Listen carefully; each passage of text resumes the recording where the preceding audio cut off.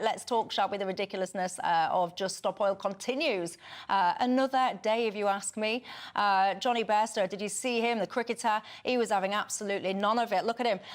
Just Stop Oil decided to go and interrupt the Ashes. The second Ashes test at Lord's today, started spraying their powder all over the place before Johnny had none of it. Picked him up and carried him to the side and I would say dumped him down like a sack of rubbish, quite frankly. That's my interpretation of it anyway. What do you make to it all?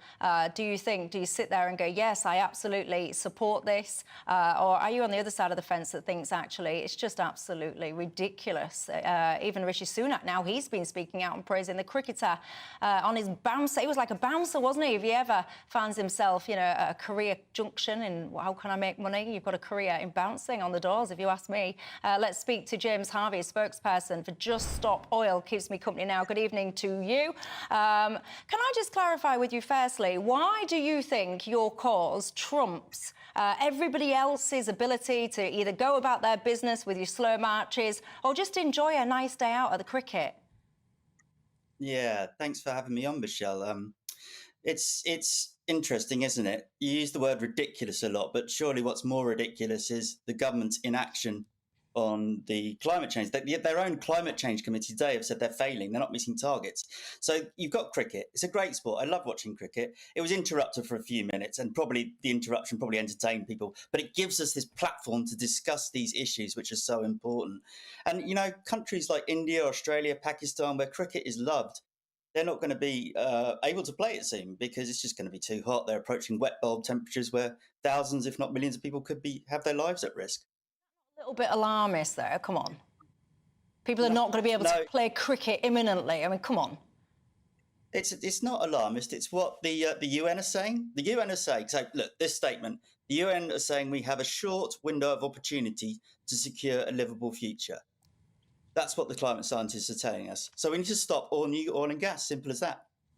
Well, it's simple as that to you, because that is the belief system that you have, and you taking those things at face value and all the rest of it, and that is your priority set. Other people are sitting there saying, do you know what, times are hard, I just want to crack on with my life, whether it's getting myself out and about, going to work, taking my kids, watching a bit of cricket, I don't know. Is he still there, is James there? You say about people speaking out. Trevor Nielsen, one of your primary funders previously, he's been speaking out. I'm sure you're familiar with what he had to say. He's not happy with you guys at all. He says that you're basically demonstrating for demonstrating's sake, it's performative, highly ineffective, etc. And this is a guy that's on your page. Yeah, Trevor, I've not met him, not spoke to him. I know he stopped being involved with the Climate Emergency Fund a couple of years ago. So I think this is really old news. We've got the likes of Adam McKay funding us. Well, it's not old news, James. This was 2 days ago, 48 hours ago. It's the right-wing media narrative that likes to cause division.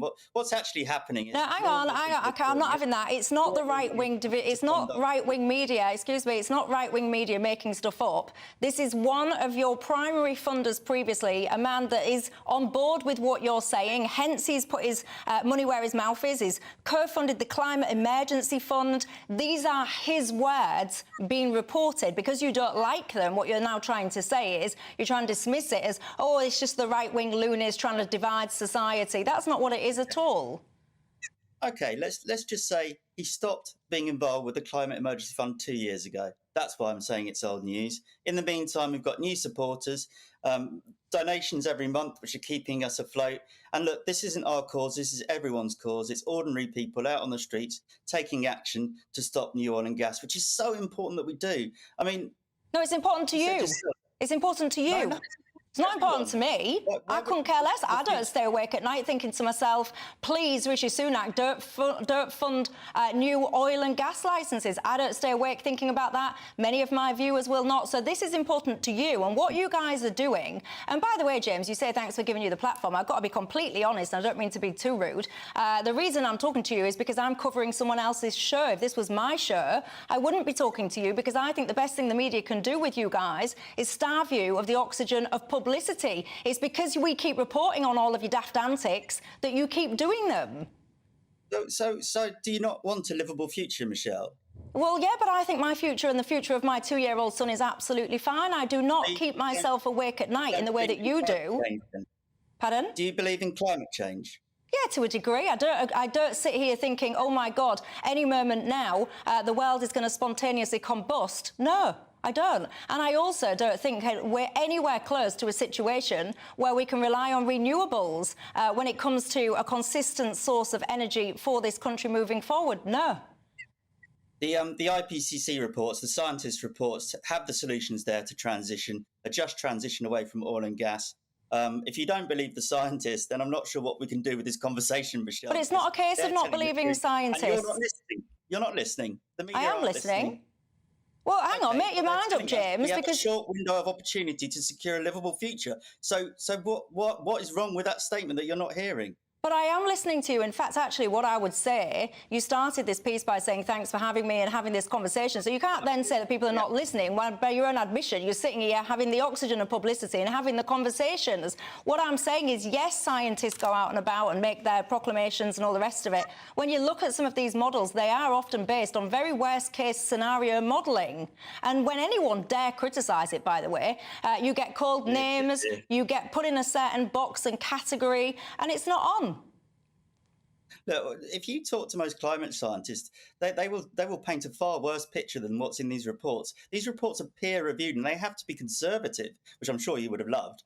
In their findings, they have to be all proven results. Look, we've blown 1.5 degrees. We're on course for 2 degrees, if not more. People are already dying. Where I live in Norfolk, we've had harvest failures, floods, and wildfires. Oh, wildfires. People always wheel out this conversation about wildfires, by the way. When you sit and actually look at these wildfires, a lot of them are started by absolute pillocks messing around and doing things that they shouldn't be doing, as opposed to the heat of the sun. Anyway, James, fascinating conversation. We could continue it, but for time reasons only, I must leave it there. But James Harvey there, spokesperson for Just Stop Oil. All sides valid on GB News. Which side are you on? What do you think to it? Are you in the camp of James? Do you lay awake at night thinking to yourself, what is the future going to be for my children, for my grandchildren, and indeed myself? Or do you think it's all just a little bit hysterical? And will you pack it in, imposing your visions and views on the rest of us? Your thoughts. I'm Michelle Dewbury, and I'm with you till 6.